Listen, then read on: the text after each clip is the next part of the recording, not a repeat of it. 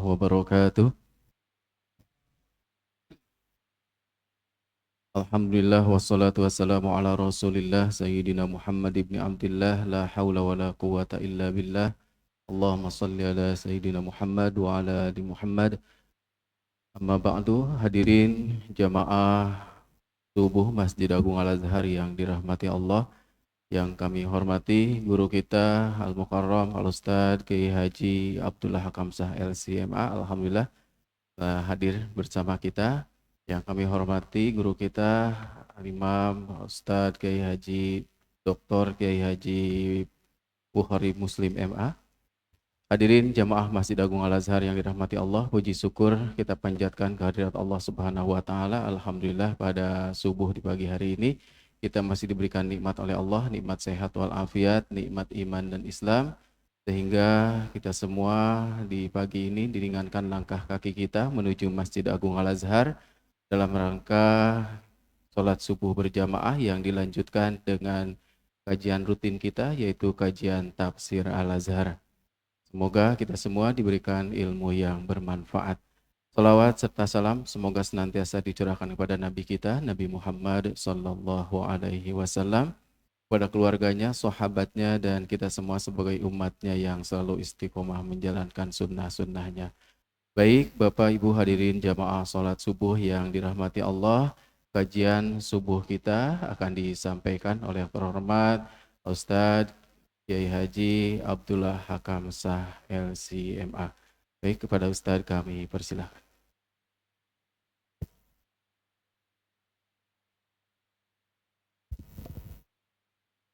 Bismillahirrahmanirrahim. Assalamualaikum warahmatullahi wabarakatuh. Alhamdulillahirabbil alamin. Alhamdulillahil fattahil mannan. Dzil fadli wal ihsan. Alladzi faddalal Islam ala sairil adyan wa maha bi rasulihi ibadatal authan. Allahumma salli wa sallim wa barik ala habibinal mustafa khairil mursalin wa ala alihi wa ashabihil ajmain wa ala alihi wa ashabihil ajmain. Amma ba'd. Bapak dan Ibu sekalian, jamaah subuh Masjid Agung Al-Azhar yang dirahmati Allah, subhanallah walhamdulillah, kita oleh Allah masih terus diberikan nikmat untuk mendekat kepada Allah, untuk istiqomah ibadah, untuk istiqomah mengisi hari-hari dan kesempatan yang Allah berikan kepada kita dengan ketaatan. Insya Allah hari ini kita akan lanjutkan kajian kita, kajian tafsir Al-Azhar karya Buya Hamka. Di pertemuan-pertemuan yang lalu kita sudah menyelesaikan tafsir surat Al-Fatihah.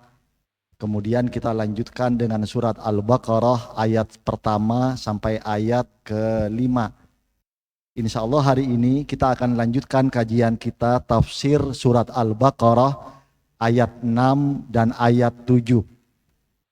Di surat Al-Baqarah ayat 1 sampai ayat 5, Allah Subhanahu wa taala mengkaruniakan kepada kita semua hadiah tuntunan untuk menjadi muttaqin, untuk menjadi hamba-hamba Allah yang mampu membatasi dirinya dengan murka Allah Subhanahu wa taala. Karena at-taqwa itu secara bahasa artinya adalah al-wiqayah, penghalang, pembatas.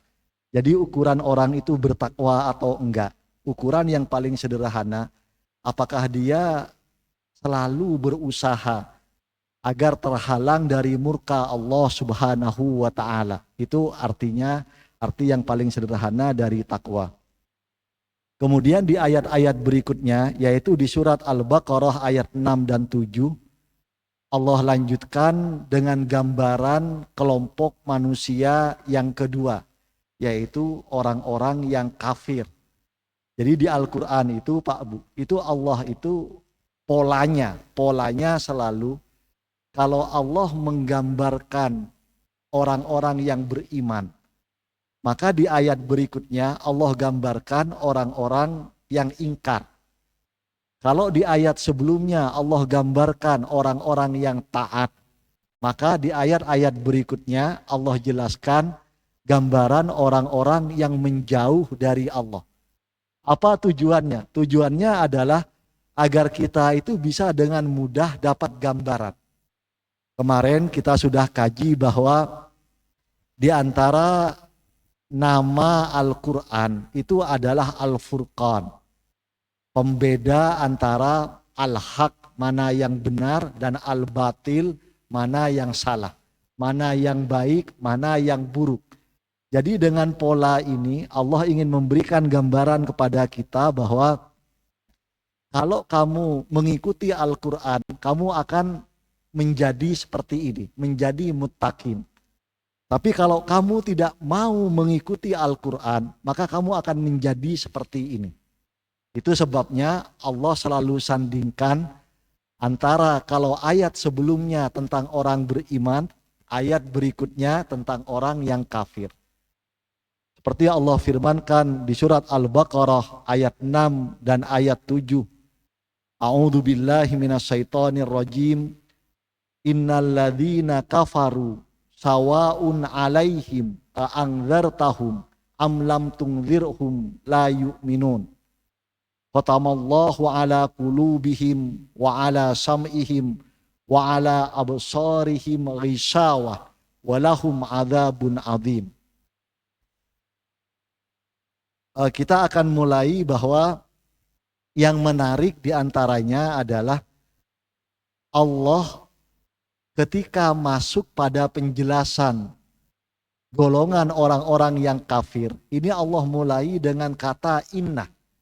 Innah ini kalau dalam gramatikal Arab disebut sebagai hurufut taukid, sebagai huruf yang memberikan penekanan dan penegasan. Ini kalau Bapak Ibu perhatikan dari ayat pertama sampai ayat kelima, dari alif lam mim sampai ulaika ala hudam mir rabbihim wa ulaika humul muflihun.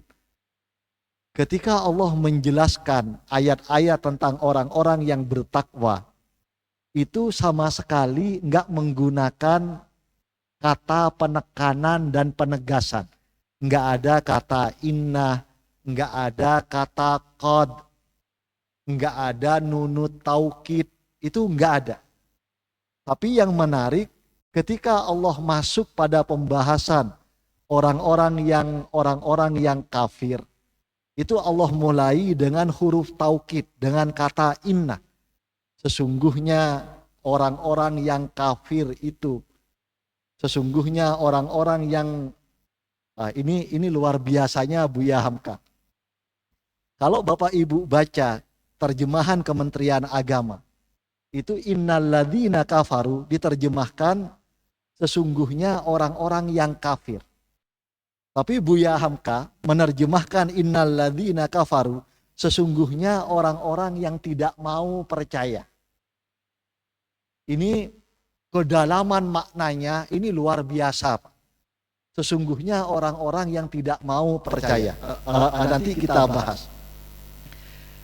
Kenapa Allah Subhanahu wa taala ketika menjelaskan tentang golongan orang-orang yang kafir ini, orang-orang yang tidak mau percaya pada Al-Quran, pada tuntunan Allah, pada agama yang benar dari Allah, itu dimulai dengan kata inna. Padahal secara logika bahasa ini bertentangan dengan dua hal. Yang pertama bertentangan dengan kalau Allah, Al-Quran ini kan yang bicara, yang berfirman itu Allah. Harusnya kalau orang mau baca Al-Quran dan dia tahu bahwa ini firman Allah, ini sudah nggak perlu pakai sesungguhnya. Kalau yang ngomong Allah, kita langsung percaya atau enggak, Pak? Kita langsung percaya, nggak perlu menggunakan kata sesungguhnya. Ini logika bahasa yang pertama. Logika bahasa yang kedua, Allah Subhanahu wa taala menjelaskan golongan orang-orang yang kafir ini kepada al-muttaqin, kepada orang yang sudah memenuhi 6 kurikulum. 6 kurikulum itu apa? Alladzina yu'minuna bil ghaib wa yuqimuna shalah wa mimma razaqnahum yunfiqun walladzina yu'minuna bima unzila ilaika wa ma unzila min qablik wa bil akhirati hum yuqinun. Ini ayat ke-6 ini dijelaskan pada orang yang sudah berhasil menjalani 6 kurikulum muttaqin, dan yang oleh Allah diberikan 2 reward. Rewardnya apa? Ulaika ala hudam mir rabbihim wa ulaika humul muflihun. Logika bahasanya, kalau orang sudah muttaqin dan dia tahu itu firman Allah, itu nggak perlu menggunakan kata sesungguhnya, nggak perlu menggunakan kata inna. Tapi kenapa menggunakan kata inna? Ini yang menarik. Jadi kalau Bapak Ibu baca tafsir Buya Hamka, saya ingin memulai dengan kalimat yang pertama. Sesungguhnya orang-orang yang tidak mau percaya. Kenapa Buya Hamka ini menggunakan kalimat ini? Saya cari di kitab-kitab tafsir. Potongan yang pertama saya temukan di tafsir Al-Baghawi. Di tafsir Al-Baghawi, Abdullah bin Abbas menceritakan kenapa menggunakan kata inna. Ini kalau ibu-ibu dalam sholat, ketika tahiyat, ketika tasahud, ada potongan, tuntunan potongan Rasulullah yang diajarkan dalam hadis sahih, ya muqallibal qulub. Apa lanjutannya Ibu? Tsabbit qalbi ala dinika wa ala ta'ati. Yang maha membolak-balikan hati itu siapa Pak? Allah. Maka Abdullah bin Abbas menceritakan Rasulullah Shallallahu Alaihi Wasallam ketika oleh Allah diberikan amanah untuk menyampaikan risalah Islam lewat Al-Quran, maka Rasulullah itu bercita-cita, Rasulullah itu berkeinginan semua orang-orang musyrikin Arab itu target Rasulullah, mereka itu harus beriman semua. Apalagi ketika turun surat Asy-Syu'ara ayat 214 ketika Allah Subhanahu wa taala berfirman, wa anzir ashiratakal aqrabin. Wahai Muhammad, berikanlah, pergilah untuk memberikan peringatan kepada keluargamu yang terdekat. Maka Rasulullah itu punya gambaran, ini kan yang memerintahkan Allah, yang maha membolak-balikan hati. Harusnya kalau yang memerintahkan Allah dan itu sudah diikhtiarkan oleh Rasulullah, semua orang yang diajak oleh Rasulullah bisa gak Allah balikkan hatinya dari yang awalnya kufur, ingkar kepada Allah menjadi beriman? Mungkin atau enggak Pak? Sangat gampang. Maka karena Rasulullah punya keinginan seperti itu, Abdullah bin Abbas menyampaikan satu riwayat yang dikutip oleh Imam Al-Baghawi dalam tafsirnya, tafsir Al-Baghawi. Maka Allah mengawali dengan kata inna, sesungguhnya orang-orang kafir itu. Allah menggunakan penegasan untuk menyampaikan kepada Rasulullah, nggak bisa kamu itu ingin semua orang itu menjadi beriman. Tetap akan ada yang namanya orang kafir itu tetap akan ada. Ini kenapa menggunakan kata innah. Padahal secara logika bahasa kata innah di sini ini nggak masuk akal, Pak. Karena urutannya seperti tadi. Kemudian Allah lanjutkan, alladzina kafar. Kalau di Quran terjemahan yang lain diterjemahkan orang-orang yang kafir. Tapi Buya Hamka menerjemahkan, ini nggak tampil ya di layarnya.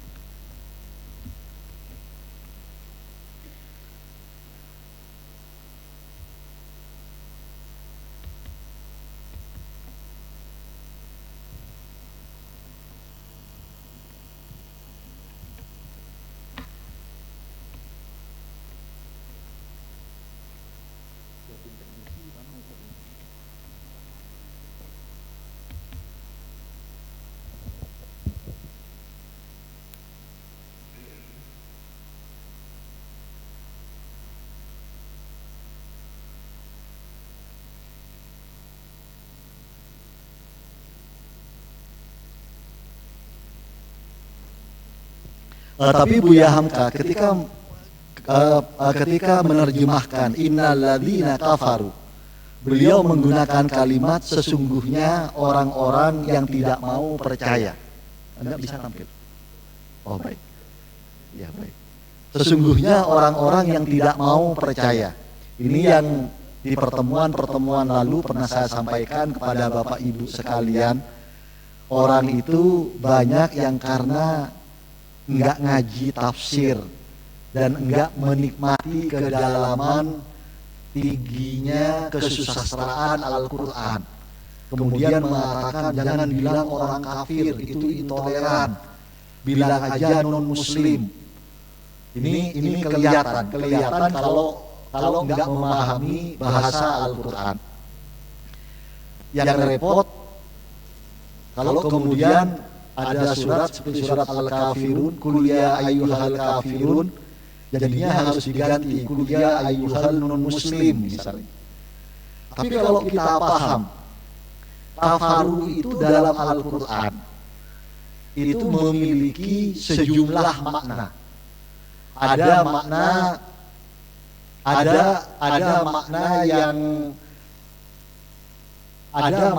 yang utama. Yang utama itu kafir itu selalu diterjemahkan, selalu digunakan untuk kata al-inkar wal juhud, yaitu mengingkari dan menentang. Jadi kalau Buya Hamka menerjemahkan innalladzina kafaru, sesungguhnya orang-orang yang tidak mau percaya, ini sangat dalam pemilihan katanya. Karena kafir itu, kufur itu secara bahasa artinya adalah al-inkar wal juhud, mengingkari dan menentang. Ini makna utama dari kata kafir. Kemudian kafir, kalau Bapak Ibu buka surat Ibrahim, ayat 22, kafir itu di situ artinya al-bara'ah. Al-bara'ah itu lepas tangan. Al-bara'ah itu artinya terbebas. Justru di surat Ibrahim ayat 22 ini, kata kafir ini artinya positif.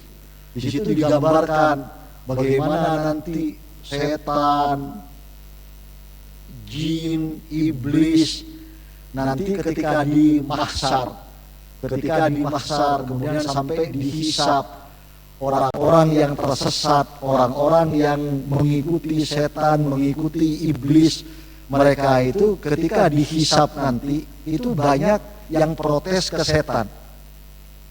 Maka setan itu mengatakan ma'ana bimusrihikum wala antum bimusrihi, inni kafartu bima asroktumuni min qabl. Ada kata inni kafartu. Kafartu di sini sama dengan kata kafir. Setan itu kemudian mengatakan, aku bukanlah penolong bagi kalian, dan kalian itu juga nggak bisa menolongku. Sesungguhnya aku terbebas dari perbuatan kalian yang menyekutukan Allah denganku ketika di dunia.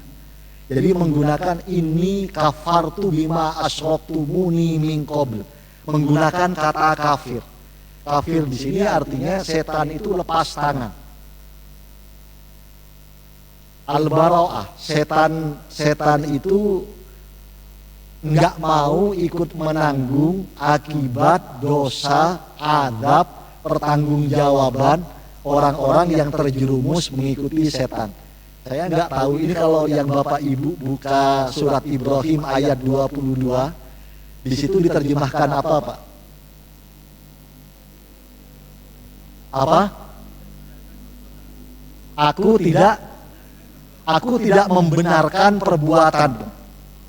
Jadi ini kafartu bima asroktumuni min qabl. Ini yang digunakan di surat Ibrahim ayat 22. Jadi kata kufur di surat Ibrahim ayat 22 itu artinya dalam bentuk yang positif. Kemudian misalnya apa? Allah firmankan di surat Al-Hadid. Di surat Al-Hadid ayat 20, ketika Allah Subhanahu wa taala menggambarkan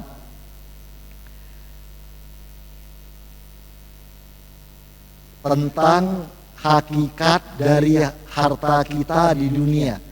Allah Subhanahu wa taala menggambarkan, a'udzubillahi minasyaitonir rajim. Innamal hayatud dunya la'ibu wa lahu wa zinatun wa tafakhurun bainakum wa takathurun fil amwal, dan seterusnya. Kemudian Allah firmankan, kamathalil ghaisi a'jabal kuffara nabatuhu. Di situ ada kata kufar. Kufar itu jamak dari kafir. Maka Allah Subhanahu wa taala menggambarkan bahwa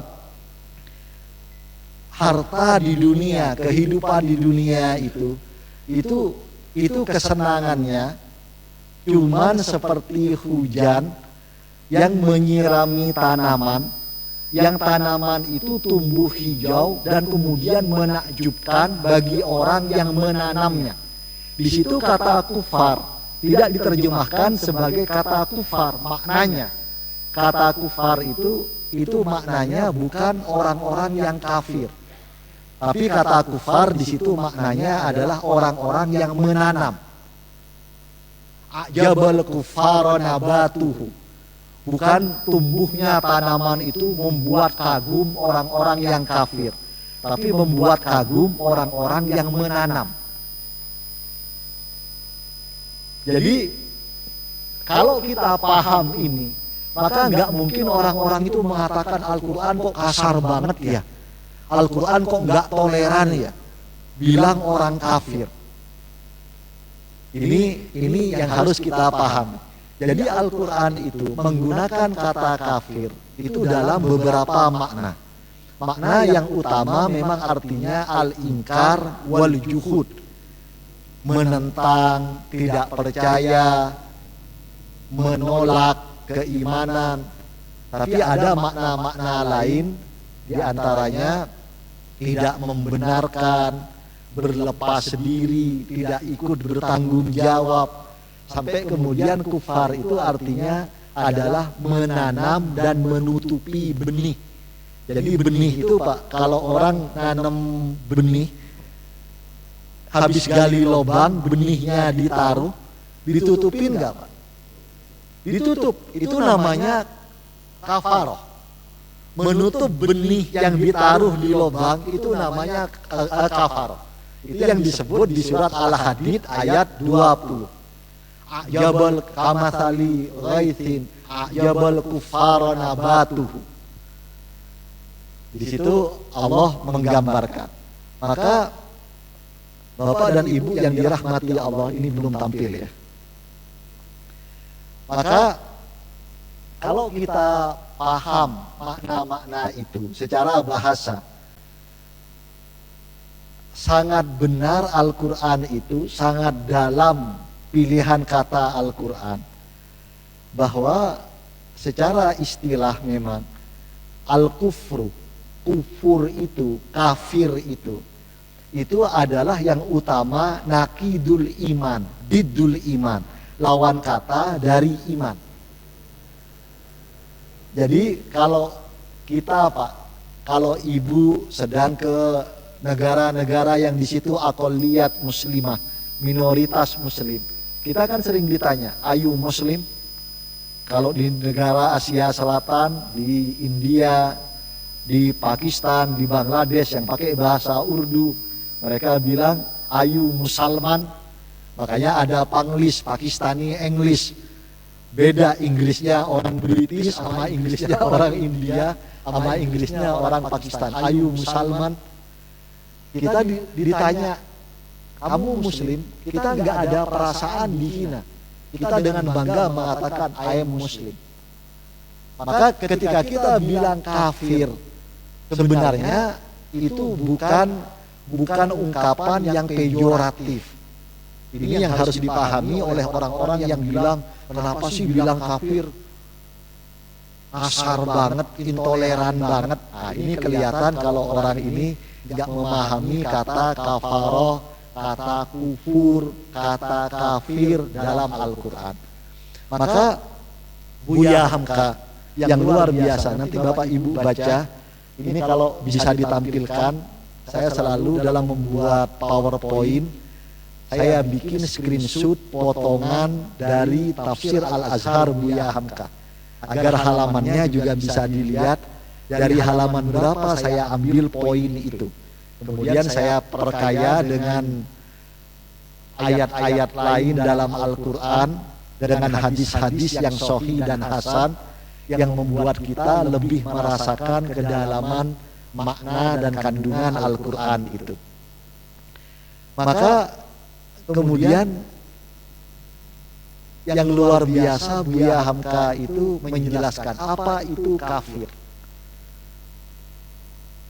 dan kenapa orang itu bisa kafir. Ini dijelaskan Buya Hamka dari mulai halaman 121 ayat 6 ini sampai nanti halaman 125 dan seterusnya, itu di tafsir Buya Hamka, nanti bisa dirujuk.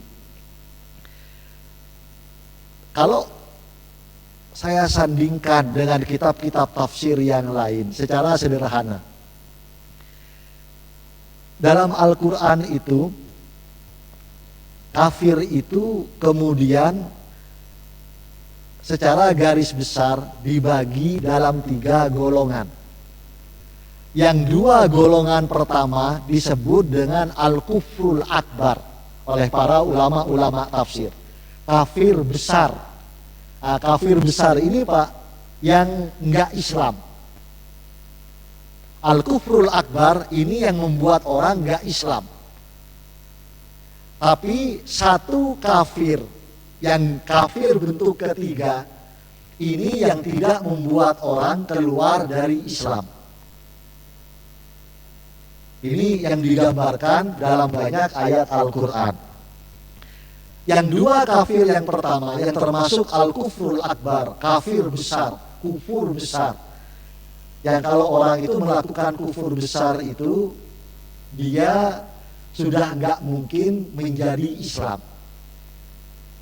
Yang pertama adalah kufru takdzib wal ingkar, kafir yang mengingkari dan mendustakan agama Allah, kafir yang mengingkari dan mendustakan kitab suci Allah, kafir yang mengingkari dan mendustakan rasul-rasul Allah.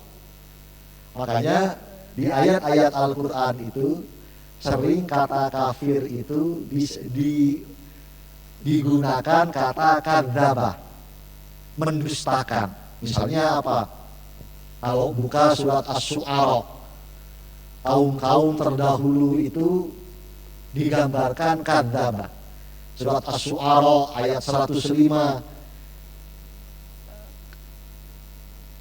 kadzdzaba qaum Nuhil mursalin, kaum Nuh itu telah mengingkari para nabi dan rasul.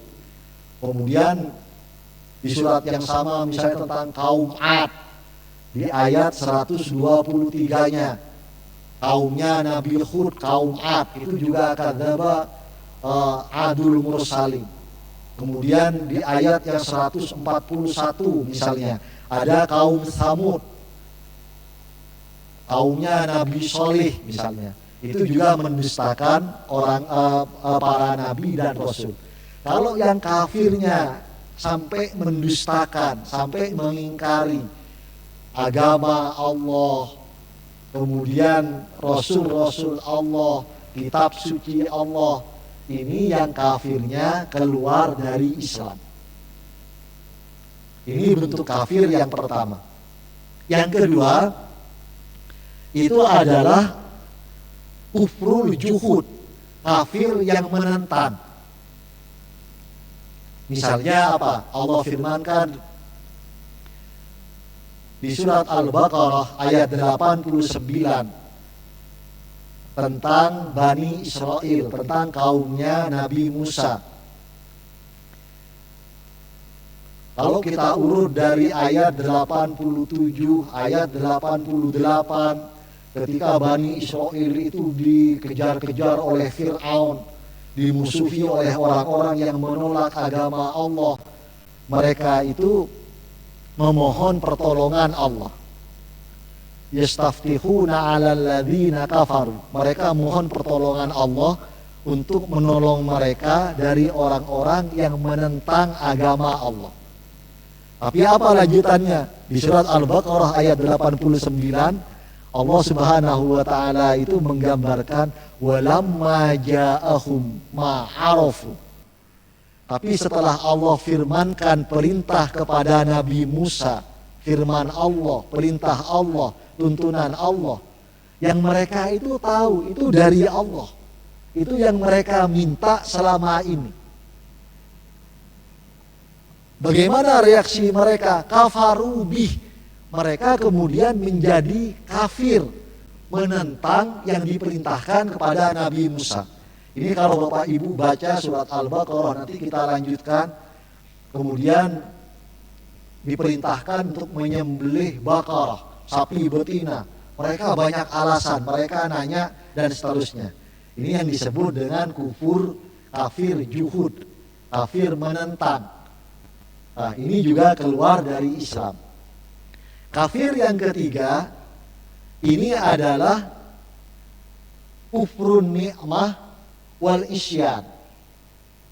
Jadi kafir dalam bentuk mengkufuri nikmat dan kafir dalam bentuk maksiat. Nah, kafir yang ketiga ini enggak membuat orang keluar dari Islam. Bapak dan Ibu yang dirahmati Allah, nanti kalau baca halaman 124 dan seterusnya, yang luar biasa Buya Hamka itu mengatakan jangan-jangan kita itu sebenarnya juga kafir. Tapi kafir dalam bentuk kufur nikmat, kafir dalam bentuk isyan, dalam bentuk bermaksiat, dalam bentuk mendurhakai perintah-perintah Allah. Di situ Buya Hamka sebutkan banyak contohnya. Buya Hamka sebutkan banyak contohnya. Ada tentang misalnya dari surat Al-Baqarah ayat 264, 265 dan seterusnya. Allah sudah mengatakan wa ahallallahu al-bai'a wa harramar riba. Allah menghalalkan jual beli, tapi Allah mengharamkan riba. Banyak enggak Pak orang mengatakan beriman, udah dibilang wa harramar riba, Allah mengharamkan riba, tapi dia tetap enggak peduli ketika itu jelas-jelas riba. Misalnya, ini oleh Buya Hamka disebut jangan-jangan banyak orang itu yang baca Al-Quran, bahkan tajwidnya bagus, tapi dia itu kafir dalam bentuk isyan, dalam bentuk maksiat, mendurhakai perintah Allah.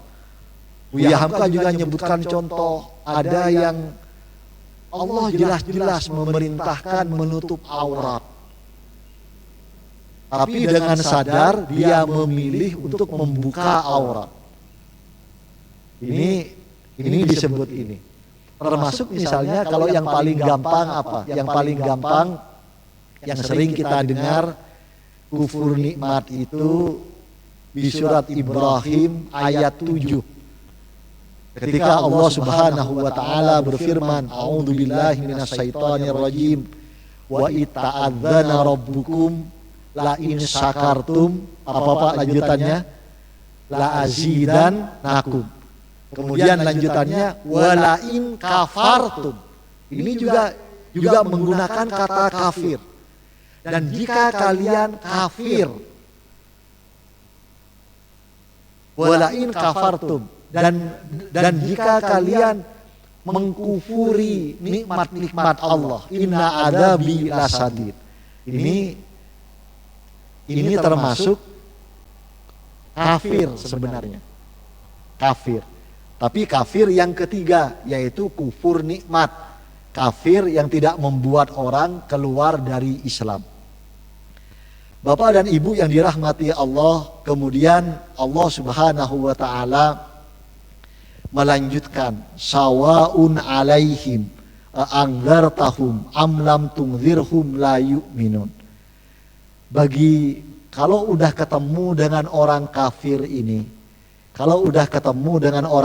ini, maka sama saja bagi orang-orang kafir ini, apakah kamu mengingatkan mereka, berdakwah kepada mereka, atau kamu tidak berdakwah kepada mereka? La yu'minun, mereka itu tetap tidak akan percaya. Ini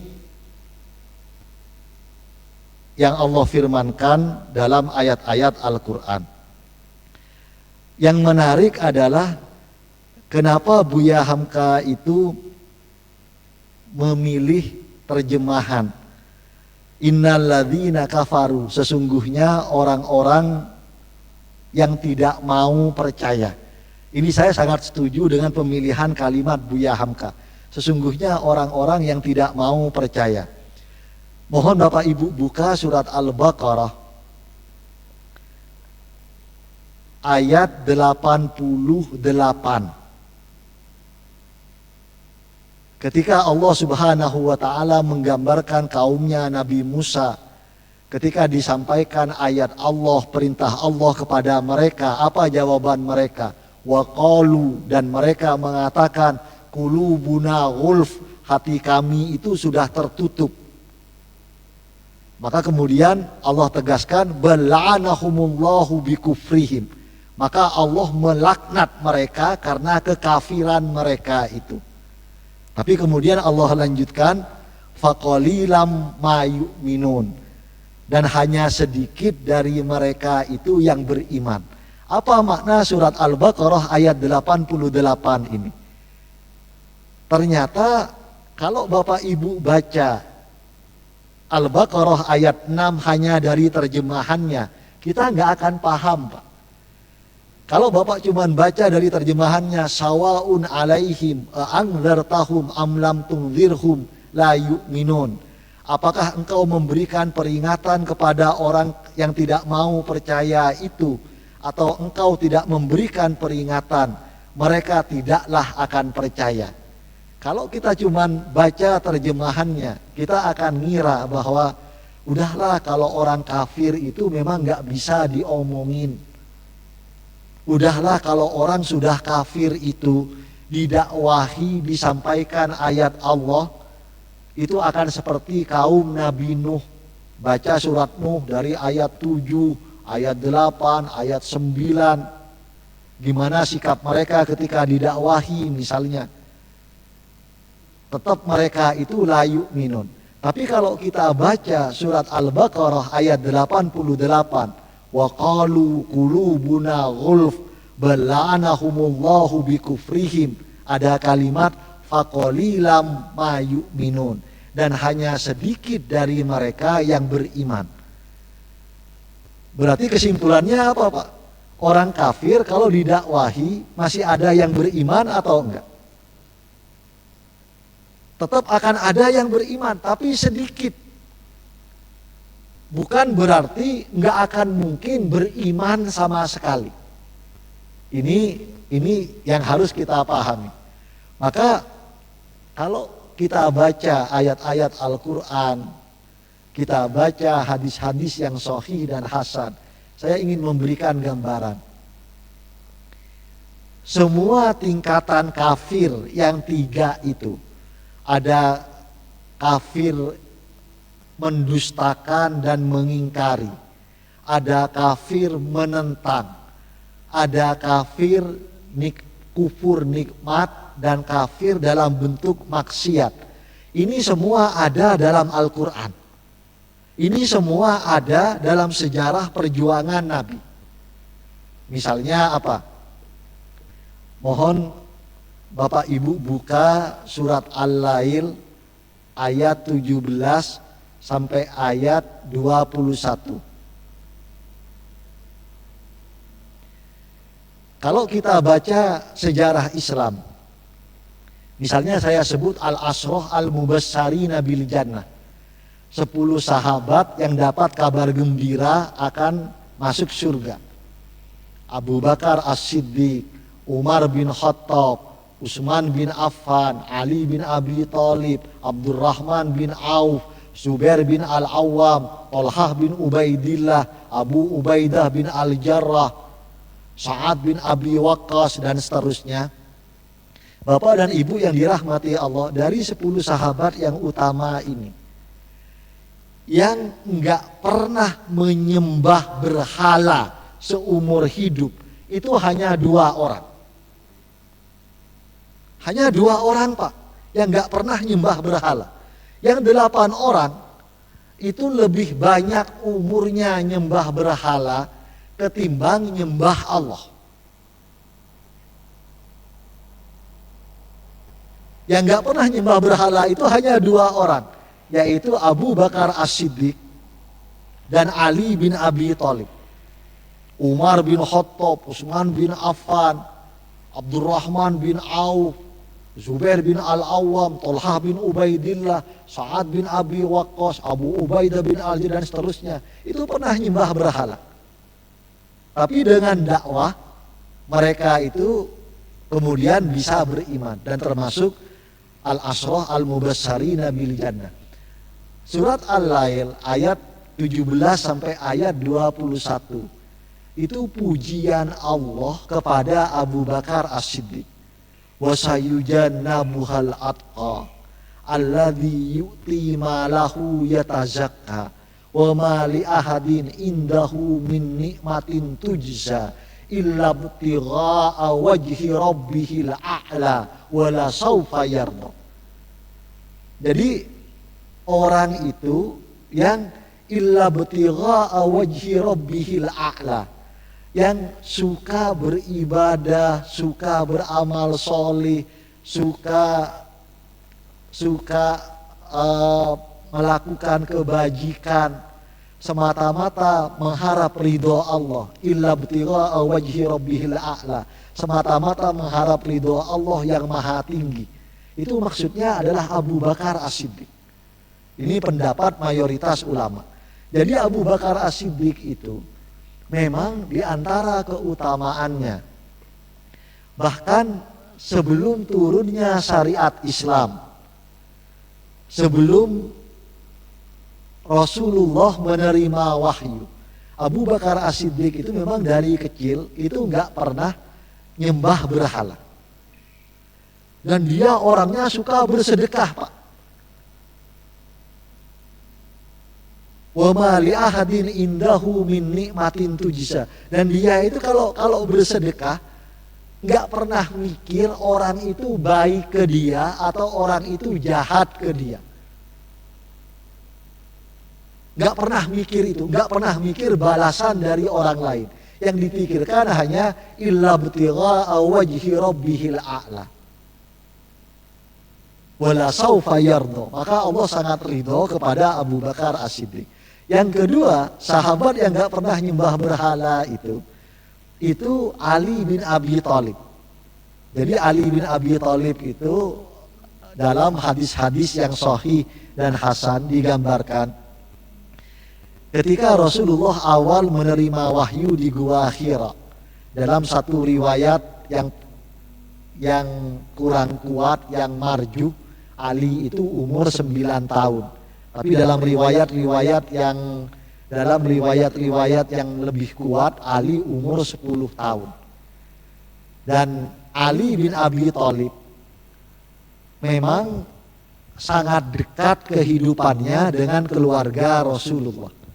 Jadi Rasulullah itu hidup di rumah Ali, di rumah Abu Thalib itu 24 tahun. Hidup di rumah Abu Thalib itu 19 tahun. Dari sejak diwafatkannya Abdul Muthalib kakeknya sampai beliau menikah umur 25 tahun, itu hidup di rumah Abdul Muthalib, di rumah ayahnya Ali.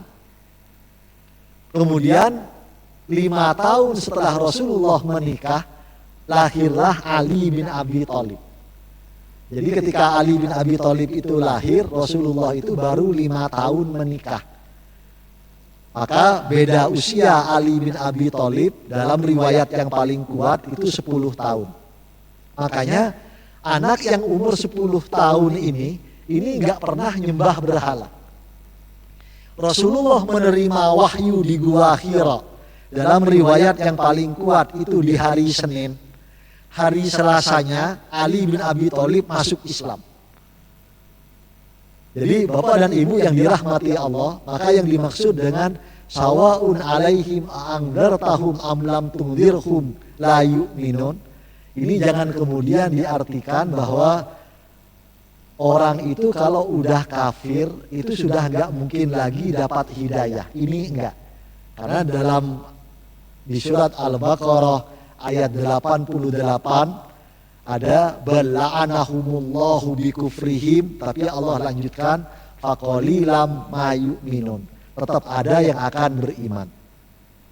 Begitu juga kemudian ada lagi orang yang kafir itu, kafirnya itu memang kafir takdzib wal ingkar. Dia itu kafir karena mendustakan dan mengingkari agama Allah. Misalnya kalau kita baca sejarah dakwah Rasulullah Sallallahu Alaihi Wasallam. Rasulullah itu di tahun ke-6 Hijriah, beliau itu mengirim surat diplomatik kepada seluruh kepala negara. Di antaranya ada pada Raja Persia, kemudian juga pada Kaisar Romawi. Ini Pak, ini ada pelajaran penting di sini. Kalau kita baca sejarah, kita itu akan paham bahwa sejarah Islam, negara dan umat Islam itu awalnya adalah negara dan bangsa yang kecil, yang minoritas. Madinah itu seberapa luas?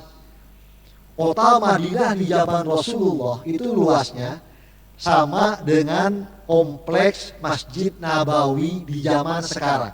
Jadi kalau Bapak Ibu lihat pagar Masjid Nabawi sekarang, itu luasnya sama dengan kota Madinah, negara Madinah di zaman Rasulullah. Luasnya hanya begitu.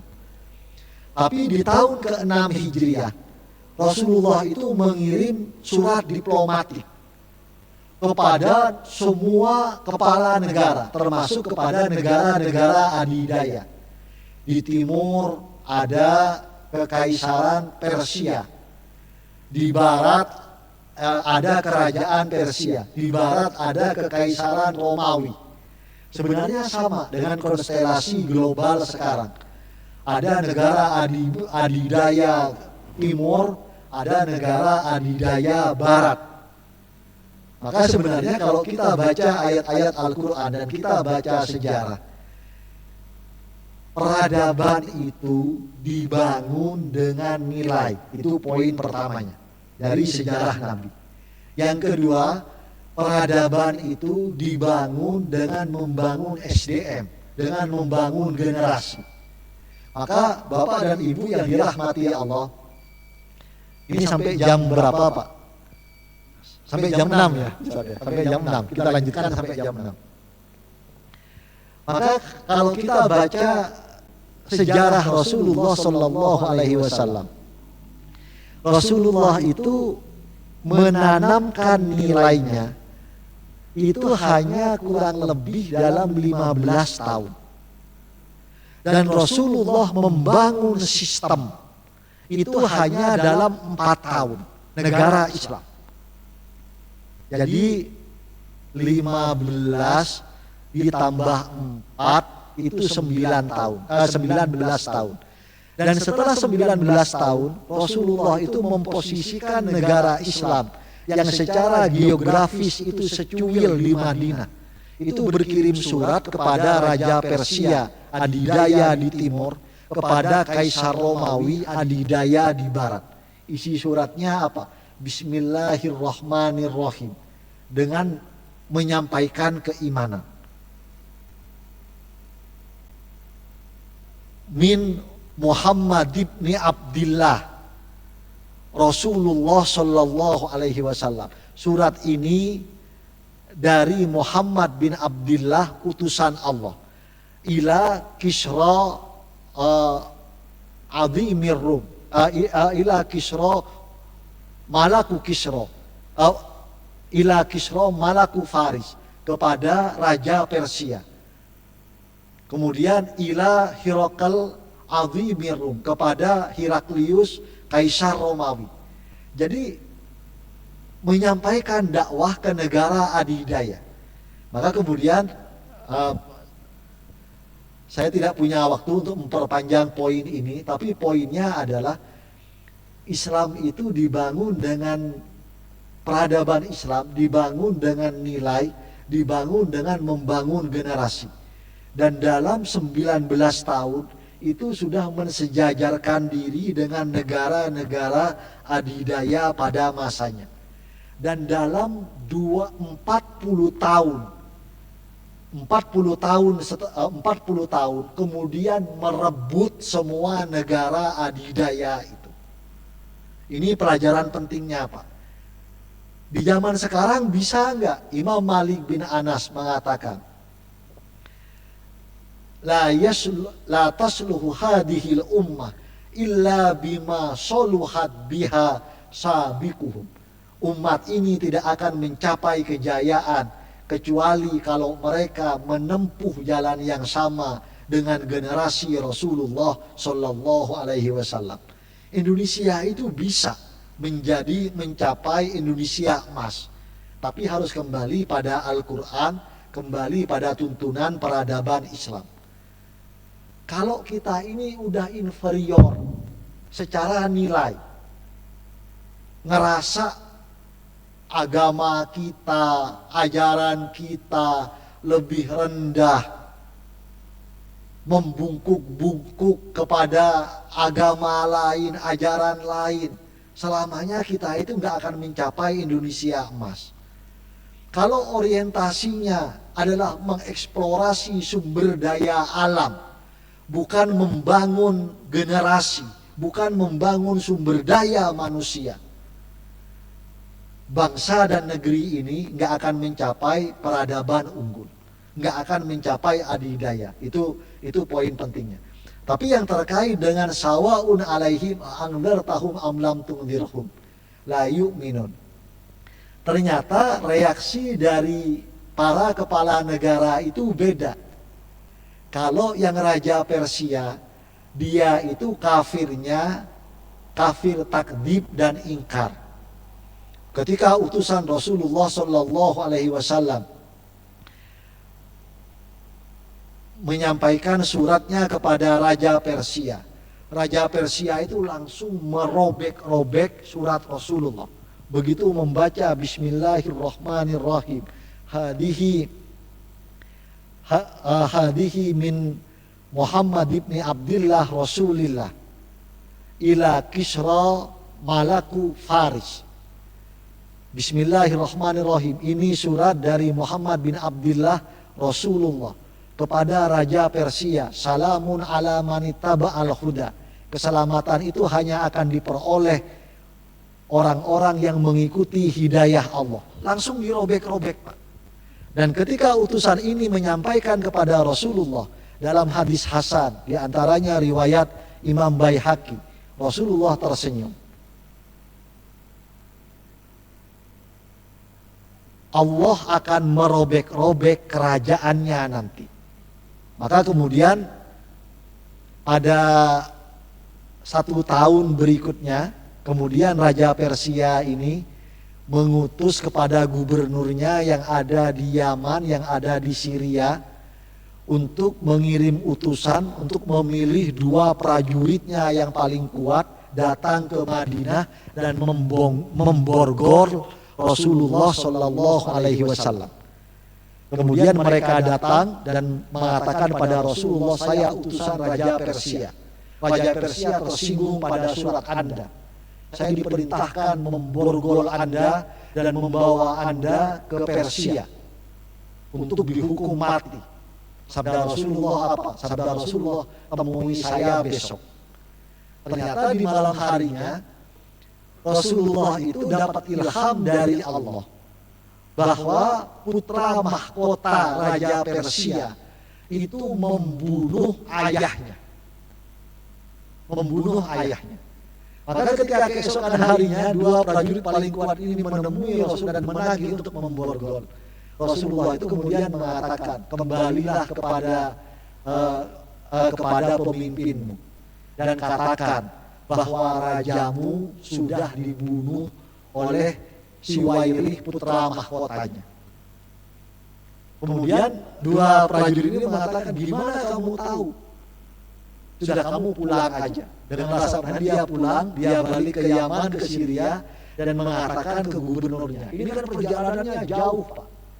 Ternyata dia sampai ke Yaman, satunya lagi sampai ke Syria, berbarengan dengan utusan Raja baru Persia, Siwairih ini, putra mahkota, yang memberitahukan kepada semua gubernurnya bahwa aku menjadi raja baru menggantikan ayah.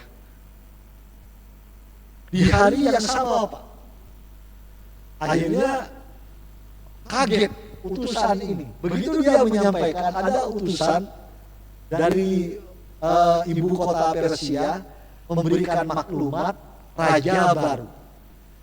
Yang itu yang membuat kenapa gubernur kerajaan Persia yang di Yaman dan seterusnya kemudian banyak masuk Islam karena peristiwa ini. Dan benar yang Rasulullah sabdakan, Masyaallah, Allah akan merobek-robek kerajaan Persia itu sebagaimana dia merobek-robek surat dakwahku. Yang kedua, bagaimana dengan tanggapan dari Kaisar Heraklius, dari Kaisar Hercules ini? Dalam hadis sahih riwayat Imam Bukhari dan Imam Tabrani, ketika surat Rasulullah ini datang kepada Raja Hercules.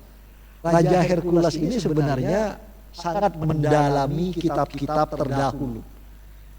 Kitab Taurat, kitab Zabur, kitab Injil, beliau itu banyak membaca.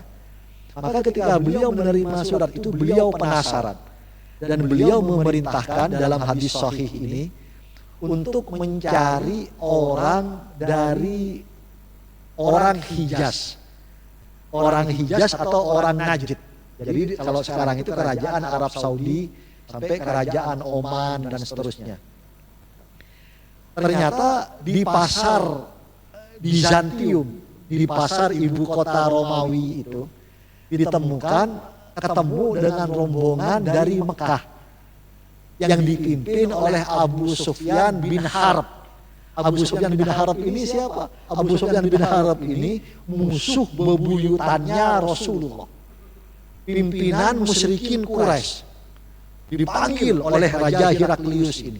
Saya ingin nanya tentang orang yang mengaku Nabi dan Rasul baru yang ngirim surat ke saya. Saya penasaran. Yang ditanya oleh Raja Heraklius itu ada 7 hal. Yang 7 hal itu semua tanda-tanda Nabi di akhir zaman yang ada dalam Taurat, Zabur, Perjanjian Lama atau dalam Injil, dalam Perjanjian Baru. Jadi Old Testament dan New Testament. Yang ditanya itu apa? Yang ditanya itu yang pertama adalah apakah Nabi dan Rasul baru ini dari keluarga yang terhormat atau enggak? Apakah dia anak raja atau bukan? Abu Sufyan bin Harb ini orang yang paling benci ke Rasulullah. Dan di hadis sahih itu dia mengatakan, kalaulah saya itu enggak takut dipenggal oleh Heraklius, oleh Kaisar Romawi, saya pasti jawabnya bohong semua. Tapi karena dia takut, dia jawab dengan jujur. Maka dia jawab apa? Iya, dia dari keluarga yang sangat terhormat, tapi dia bukan keturunan raja. Kemudian pertanyaan yang kedua ditanya, pengikutnya itu kebanyakan du'afa atau orang-orang terpandang. Enggak, pengikutnya itu kebanyakan orang-orang biasa, walaupun ada yang orang-orang terpandang. Kata Heraklius, yang kedua ini pun betul katanya. Pertanyaan yang ketiga adalah, hal yazidun aw yankusun? Pengikutnya itu makin hari bertambah atau berkurang? Abu Sufyan menjawab, bal yazidun. Tapi selalu bertambah tiap hari. Berarti yang ketiga ini benar juga. Pertanyaan yang keempat, hal yartaddu minhum? Apakah di antara pengikutnya itu ada yang setelah masuk ke agama Islam kemudian murtad? Abu Sufyan mengatakan, lah, nggak ada yang murtad. Berarti ini benar Nabi dan Rasul yang terakhir. Kemudian pertanyaan yang berikutnya, sebelum dia menerima wahyu, sebelum dia mengatakan wahyu, hal kadzabtumuhu? Apakah kalian itu mendustakan dia, menganggap dia pembohong? Abu Sufyan mengatakan enggak, malah dia orang yang paling jujur. Berarti yang keenam ini benar juga, kata Heraklius ini. Kemudian yang ketujuh, kata Heraklius itu adalah yang keberapa Ustaz? Yang ketujuh ya. Kemudian yang ketujuh itu adalah bagaimana sikap kalian, hal qataltumuhum min ba'd? Apakah kalian memerangi dia setelah dia menyampaikan wahyunya? Abu Sufyan mengatakan iya. Gimana cara kalian memerangi dia? Kami usir dia dan kami perangi dia habis-habisan, bahkan ke tempat barunya. Kata Heraklius, ini semua benar, tanda-tanda Nabi dan Rasul yang terakhir. Nah, maka Heraklius ini termasuk kafir juhud. Kafir juhud itu dia tidak mendustakan agama Allah. Dia tidak mendustakan kebenaran Al-Quran. Tapi apa? Dia itu juhud, dia menentang. Buya Hamka kemudian menyebutkan, nanti Bapak Ibu baca di situnya. Yang saya jelaskan ini riwayat-riwayatnya memang tidak disebutkan detail oleh Buya Hamka. Tapi Buya Hamka menariknya menyebutkan begini. Kafir juhud ini biasanya menentang karena faktor kepentingan. Ini persis dengan memang Buya Hamka nggak menyebutkan riwayat Imam Bukhari, Imam Tabrani. Tapi kalau kita baca hadis sahihnya, Heraklius ini sudah mengatakan ini benar Nabi dan Rasul yang terakhir. Dia udah mau masuk Islam, Pak. Setelah dia udah mau masuk Islam, dia kemudian bicara ke penasehat, ke para penasehatnya, ke para intelektualnya, ke para menteri-menteri utamanya. Kalau sekarang ke para menkonya. Ternyata para penasehat, para intelektual, para menteri utamanya ini mengatakan, jangan beriman. Padahal di surat Rasulullah itu mengatakan, kalau kamu beriman kepada Allah dan Rasulnya, Allah akan tetap memberikan kekuasaan itu dan menjadikanmu sebagai raja bagi kaummu. Ada kalimat itu di surat itu. Tapi para penasehat, para intelektual dan para menteri utama ini mengatakan, jangan kaisar, jangan. Kalau Anda masuk Islam, Anda akan menjadi bawahan Nabi dan Rasul yang baru itu. Anda akan kehilangan pengaruh, Anda akan kehilangan kuasa. Maka Heraklius ini, Hercules ini sampai akhir hayatnya nggak mau masuk Islam. Ini yang disebut dengan sawaun alaihim anzartahum am lam tungdirhum la yu'minun. Jadi orang itu la yu'minun itu ada tingkatannya. Ada yang memang takdzib dan ingkar, mendustakan kitab suci, mendustakan agama Allah, ajaran Allah. Ada yang sebenarnya dia nggak mendustakan, hatinya, jiwanya, logikanya, nalarnya menerima semua tuntunan Allah. Tapi ada kepentingan, ada gengsi. Ada yang bilang, misalnya apa? eh, misalnya tentang muslimah menutup jilbab, benar yang disebutkan oleh Allah, itu lebih mulia dan lebih suci bagi dia. Hatinya itu nerima, logikanya nalarnya nyampe. Tapi apa? Wah, terlanjur nanda tangani kontrak sebagai model. Modelnya model sampo. Nilainya ratusan juta. Kalau pakai hijab, kontraknya hangus misalnya. Ada kepentingan-kepentingan yang membuat orang itu juhud. Kafirnya kafir juhud, menentang. Ini yang harus dihindari.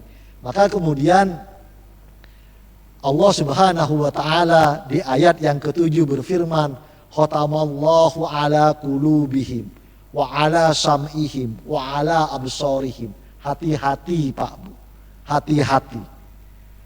Kalau kita itu kufurnya cuman kufur nikmat, yang ketiga ini.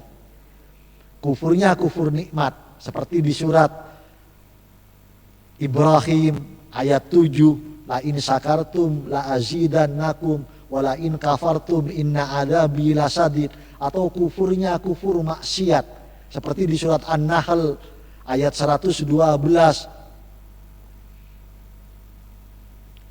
Maka kemudian ini enggak terlalu bahaya. Tapi kalau kufurnya kufur takdzib, kufur mendustakan, kufur mengingkari ajaran Allah. Kemudian atau lagi kufur juhud, kufur menentang tuntunan Al-Quran dan seterusnya, hati-hati. Kalau ini enggak segera kita rubah, apa firman Allah? Khotamallahu, Allah akan menutup, Allah akan mengunci ala qulubihim, hati mereka, wa ala sam'ihim, dan pendengaran mereka, wa ala absarihim ghisawah, Allah akan tutup hati pandangan mereka. Jadi hati kita itu nggak bisa nerima itu. Bahkan yang kufur juhud pun akan begitu. Bukan cuman yang kufur ingkar saja. Kalau Bapak Ibu buka surat Al-A'raf, surat Al-A'raf ayat 179, orang yang kufur juhud itu Allah firmankan apa? Sama seperti ini, khatamal ala qulubihim wa ala sam'ihim wa ala absarihim. Allah firmankan lahum qulubul la yafqahuna biha. Mereka punya hati, tapi hatinya itu tidak bisa untuk menerima kebenaran. Mereka punya mata, la yubsiruna biha, tapi nggak bisa memandang, melihat tanda-tanda kebenaran dan kekuasaan Allah. Mereka punya telinga, la yasma'una biha, tapi telinganya sudah nggak bisa nangkep, nggak bisa mencerna tuntunan Allah Subhanahu wa taala, nasihat-nasihat kebaikan dan seterusnya. Apa firman Allah? Ulaika kal an'am. Mereka itu hidupnya seperti binatang, balhum adol. Bahkan mereka itu lebih sesat dari binatang. Ini hati-hati Pak, kalau kita itu bahkan kufur yang juhud sekalipun. Maka kemudian orang-orang yang kufur juhud sekalipun, apalagi yang kufur takdzib dan ingkar, apa firman Allah? Kalau nggak segera taubat, nggak segera berubah, udah tahu ini dilarang Allah, tapi karena kepentingannya diterabas semua. Walahum adzabun azim, maka mereka akan menikmati siksa yang sangat dahsyat, siksa yang agung, siksa yang besar. Akan diwafatkan oleh Allah dalam keadaan su'ul khotimah. Na'udzubillah min dzalik. Ini gambaran tentang orang-orang yang kafir. Orang kafir itu ada 3. Ada yang paling parah mendustakan dan mengingkari, udah gak mau menerima kebenaran Al-Quran. Yang lebih ringan, tapi ini masih bahaya, masih sangat rawan su'ul khotimah, yaitu orang-orang yang kafirnya itu dia menerima kebenaran, tapi karena kepentingan, karena gengsi, dia menentang kebenaran itu. Yang ketiga, yang paling ringan, ini kafir nikmat dan kafir maksiat. Nah, PR kita semua, kata Buya Hamka, ada di level yang paling ringan ini. Ada di surat Ibrahim ayat 7, ada di surat An-Nahl ayat 112. Nah, kalau kita terus kufur nikmat, kufur maksiat, maka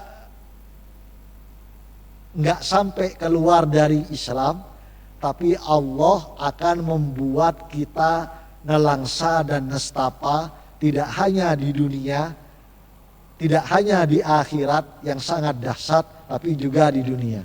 Wallahu a'lam bishawab. Barangkali itu kajian Al-Baqarah ayat 7 dan ayat 8. Saya nggak tahu, mungkin waktunya sudah lewat banyak. Nggak ada waktu untuk tanya jawab dan sharing, Pak ya. Cukup ya? Cukup? Kita tutup dengan hamdalah dan kafaratul majlis. Alhamdulillahirabbil alamin. Subhanakallahumma wa bihamdik, asyhadu an la ilaha illa anta, astaghfiruka wa atubu ilaik. Mohon maaf atas segala yang kurang dan khilaf. Billahi taufiq wal hidayah. Wassalamualaikum warahmatullahi wabarakatuh. Waalaikumsalam warahmatullahi wabarakatuh. Kami ucapkan terima kasih kepada yang terhormat guru kita Al-Ustaz Al-Mukarram Kiai Haji Abdul Hakam Shah LC.MA. Semoga apa yang beliau sampaikan menjadi ilmu yang bermanfaat buat kita semua. Atas nama pembawa acara mengucapkan terima kasih.